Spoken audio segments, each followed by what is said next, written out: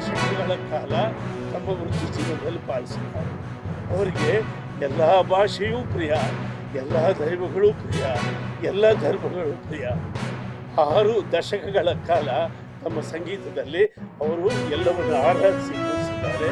ಅಂತ ತಾಯಿ ಇವತ್ತು ಮೈಸೂರಿನಲ್ಲಿ ಮಣ್ಣಾಗುವ ಮುಂಚೆ ನಾವು ಕಾಣ್ತಿರ್ತಿದ್ದೇವೆ. ಈಗ ಅವರ ಪ್ರಿಯ ಶಿಷ್ಯನ ಜಾಗದಲ್ಲಿ ಅವರ ಸಮಾಧಿ ಆಗಲಿದೆ.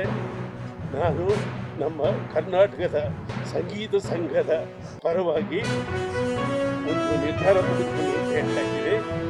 ಆ ಶಿಷ್ಯ ಒಪ್ಪಿದರೆ, ಅವ್ರ ಕುಟುಂಬದವರು ಒಪ್ಪಿದರೆ, ನಾವು ಅಲ್ಲಿ ಜಾನಕಮ್ಮನವರ ಬೃಹತ್ ಧ್ಯಾನ ಮಂಟಪದ ಒಂದು ಮೆಮೋರಿಯಲನ್ನು ನಿರ್ಮಿಸ್ತೀವಿ.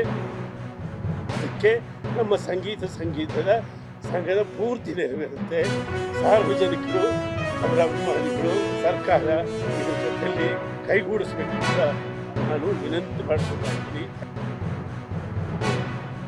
ಆದರೆ ಹಾಗಲ್ಲ, ಅವರು ಎಲ್ಲ ಹೊಸ ಗಾಯಕಿಯರಿಗೆ ಅಷ್ಟು ಪ್ರೋತ್ಸಾಹವನ್ನು ನೀಡ್ತಾ ಇದ್ರು. ಮತ್ತು ಕೆಲವು ವಿಡಿಯೋಸ್ ನಾನು ನೋಡಿದ್ದೀನಿ, ಅವರ ಸಮಕಾಲೀನರು ಕೆಲವರೆಲ್ಲ ಒಟ್ಟುಗೂಡಿ ಕೆಲವು ಹಾಡುಗಳನ್ನು ಅದ್ರ ಬಗ್ಗೆ ಮಾತಾಡೋದನ್ನು, ಅಂದರೆ ಪ್ರತಿನಿತ್ಯ ಸಂಗೀತ ಹಾಡು ಅದರೊಂದಿಗೆ ಜೀವಿಸಿದ್ರು ಅಂತ ನಾನು ಭಾವಿಸ್ತೀನಿ.